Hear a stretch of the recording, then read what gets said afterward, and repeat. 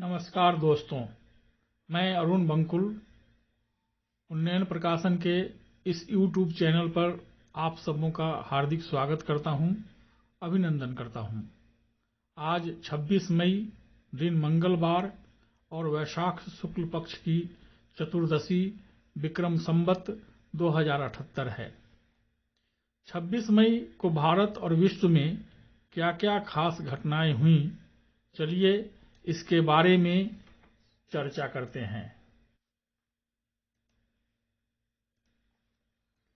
आज के ही दिन 1998 में ऑस्ट्रेलिया में पहला नेशनल सॉरी डे आयोजित किया गया था और कार्यक्रम राष्ट्रीय स्तर पर आयोजित किया गया, जिसमें 10 लाख से अधिक लोगों ने भाग लिया था।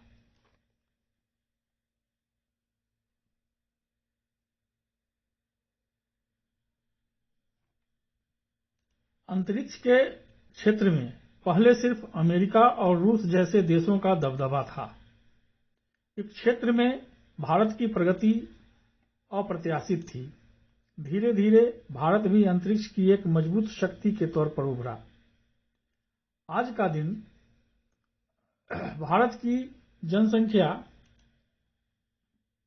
भारत की अंतरिक्ष शक्ति के इतिहास में काफी अहम दिन है।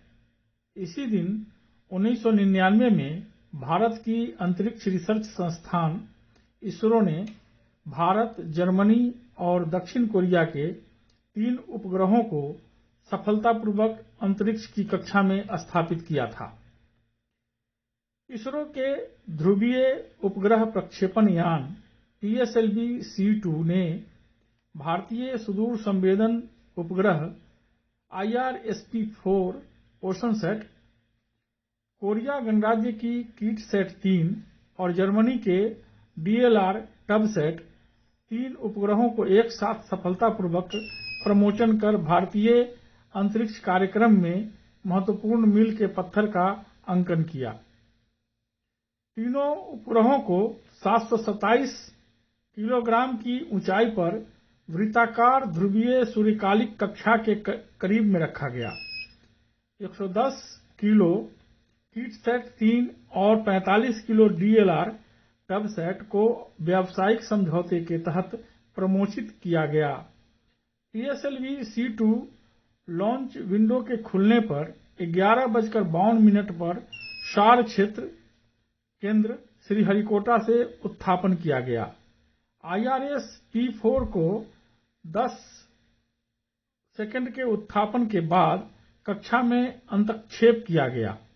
बाद में कीटसैट-3 और DLR टबसैट का क्रमशः अंतक्षेप किया गया।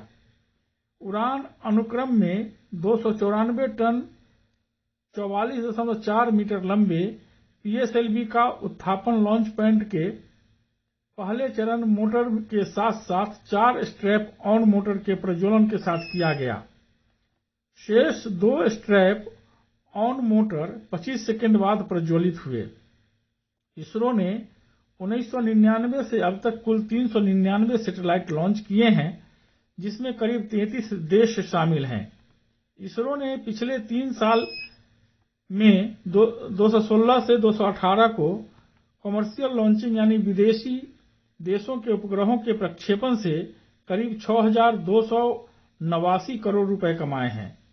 इन 33 देशों में America, Japan, Israel, Germany, Canada, Singapore, Korea, UK, France, Australia, Finland, Colombia, Australia, Belgium, Spain, Switzerland, Netherland और इटली जैसे देश शामिल हैं। एक समय अफगानिस्तान भारत का हिस्सा हुआ करता था, लेकिन मुगल सम्राट मोहम्मद शाह ने ईरान के नादिर शाह के साथ एक समझौते पर हस्ताक्षर किए, जिससे यह भारतीय साम्राज्य से 26 मई 1739 से अलग हो गया। आज के ही दिन 1805 को नेपोलियन बोनापार्ट को इटली का राजा घोषित किया गया था। आज के ही दिन इटली गणराज्य को इटली के राज्य में बदल दिया गया था। आज के ही दिन 1946 में अरुणा राय का जन्म मद्रास, जो अब चेन्नई है, में हुआ था। वे भारतीय प्रशासनिक सेवा IAS के लिए चुनी गई थी। 1968 से 1973 तक इस प्रतिष्ठित सेवा के बाद उन्होंने सामाजिक कार्यों के हित में यह पद त्याग दिया। अरुणा रॉय ने सामाजिक सेवा का काम तिलोनिया, राजस्थान स्थित social work and research centre से शुरू किया। यह संस्थान उनके पति संजीव शंकर राय द्वारा स्थापित किया गया था। 1990 में उन्होंने मजदूर किसान शक्ति संगठन की स्थापना की। यह एक गैर राजनीतिक जन संगठन माना गया।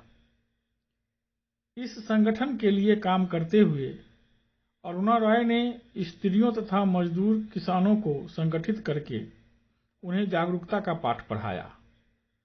उनके इस योगदान के लिए मैग्सेसे अवार्ड एवं मेवाड़ सेवाश्री आदि से सम्मानित किया जा चुका है। आज के ही दिन 1986 में हिंदी साहित्य के प्रसिद्ध कथाकार, गीतकार, समीक्षक और राजनीतिज्ञ श्रीकांत वर्मा का निधन हुआ था। 18 सितंबर 1931 को छत्तीसगढ़ के बिलासपुर में इनका जन्म हुआ था। 1956 में नागपुर विश्वविद्यालय से इन्होंने हिंदी साहित्य में स्नातकोत्तर उपाधि प्राप्त की। 1966 से 1977 तक दिनमान के विशेष संवाददाता रहे।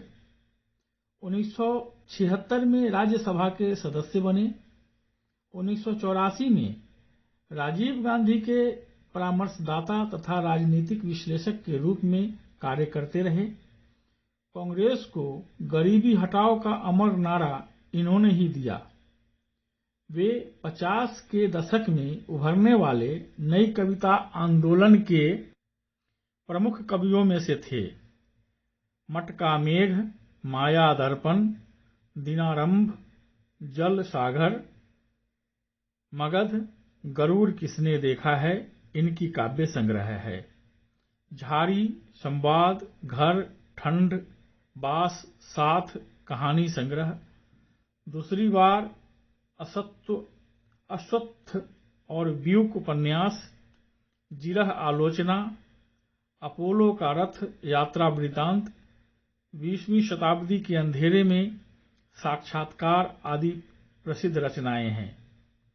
इन्हें 1973 में मध्य प्रदेश सरकार का तुलसी सम्मान, 1984 में आचार्य नंद दुलारे वाजपेयी पुरस्कार, 1981 में शिखर सम्मान, 1984 में कविता और राष्ट्रीय एकता के लिए केरल सरकार का कुमारन आशान राष्ट्रीय पुरस्कार, 1987 में मगध नामक कविता संग्रह के लिए मरणोपरांत साहित्य अकादमी पुरस्कार प्रदान किए गए। खगोलीय घटनाओं का दीदार करने के शौकीन लोगों के लिए आज का दिन बेहद खास रहने वाला है। इस दिन यहाँ लोग सुपर ब्लड मून का दीदार कर सकेंगे। वहीं चंद्र ग्रहण भी देखेंगे। आसमान में चांद अपने सफेद जगमग रूप से अलग पूरी तरह सुर्ख लाल रंग में दिखाई देगा। यह सुपर ब्लड मून करीब 7 गुना बड़ा दिखाई देगा। विदित हो कि जब सूर्य और चंद्रमा के बीच पृथ्वी आती है तो चंद्र ग्रहण होता है, और जब चांद पूर्ण ग्रहण युक्त होता है तो ब्लड मून दिखता है। यह एक खगोलीय घटना है। इस स्थिति में पृथ्वी की छाया चंद्रमा की रोशनी को ढक लेती है, जिससे सूर्य की रोशनी पृथ्वी के वायुमंडल से टकराकर चंद्रमा पर पड़ती है। फिर जब चंद्रमा पृथ्वी के पास पहुंचता है तो उसका रंग गहरा लाल हो जाता है। नासा के वैज्ञानिकों ने कहा है कि हवाई में पूर्ण सुपरमून का सबसे अच्छा दृश्य देखा जा सकेगा। वहीं कैलिफोर्निया, प्रशांत उत्तर पश्चिम, न्यूजीलैंड और ऑस्ट्रेलिया में भी इसका दीदार कर सकेंगे। इस दौरान चांद और पृथ्वी के बीच 3,57,460 किलोमीटर की दूरी होगी। सूर्य की नजर आने वाली सतह, जिसे फोटोस्फीयर कहते हैं, वहां तापमान करीब 6000 डिग्री सेल्सियस रहता है। लेकिन इससे कुछ हजार किलोमीटर ऊपर सूर्य के आकार से देखें तो थोड़ी ही दूरी मानी जाएगी। सौर वायुमंडल, जिसे कोरोना कहा जाता है, यह 100 गुना गर्म है, यानी वहां का तापमान लाखों डिग्री सेल्सियस या उससे भी अधिक है।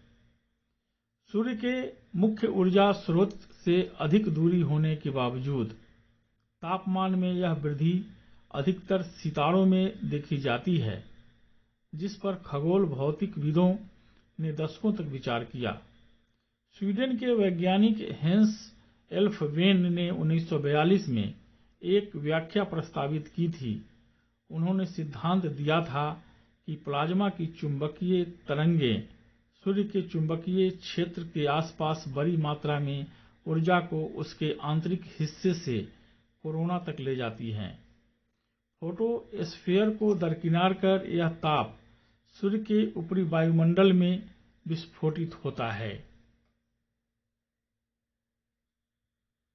कई दिनों से चर्चा का विषय बना हुआ दुर्लभ गुलाबी रंग का सकुरा हीरा आखिरकार रिकॉर्ड कीमत में नीलाम हुआ।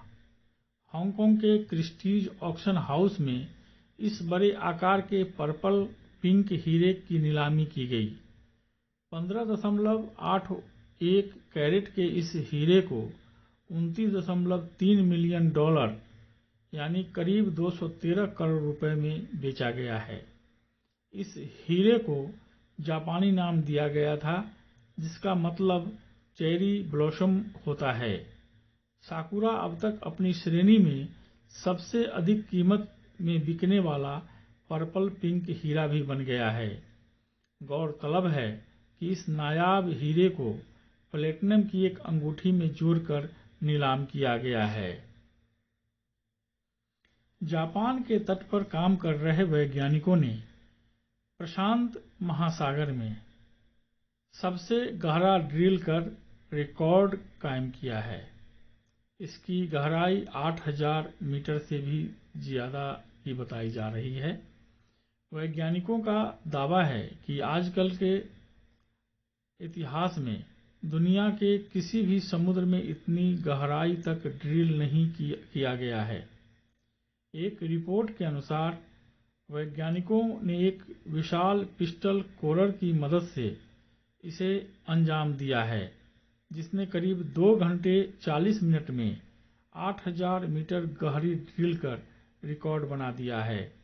इस ड्रिल के जरिए वैज्ञानिकों ने समुद्र के तल के नीचे से 37 मीटर लंबा तलछट कोर निकाला है, जिसे वैज्ञानिक जांच के लिए सुरक्षित रख लिया गया है। यह तलछट जापान ट्रेंच के आसपास की बताई जा रही है। यह ड्रिल साइट 2011 में आए विनाशकाली भूकंप के केंद्र के करीब है। दोस्तों, अभी कोरोना का खतरा टला नहीं है। सभी लोगों से निवेदन है कि प्रोटोकॉल का पालन करें। सभी लोग वैक्सीन लगवाएं, स्वयं मास्क पहनें और दूसरों को भी मास्क पहनने को प्रेरित करें। 2 गज की दूरी बरकरार रखें। आज के लिए बस इतना ही। कल फिर मिलेंगे। मेरे चैनल को लाइक करें, सब्सक्राइब करें और हाँ, बेल आइकन को दबाना ना भूलें, ताकि मेरे नवीनतम वीडियो आप तक बेरोक टोक पहुंचता रहे। तब तक के लिए नमस्कार। जय हिंद, जय भारत।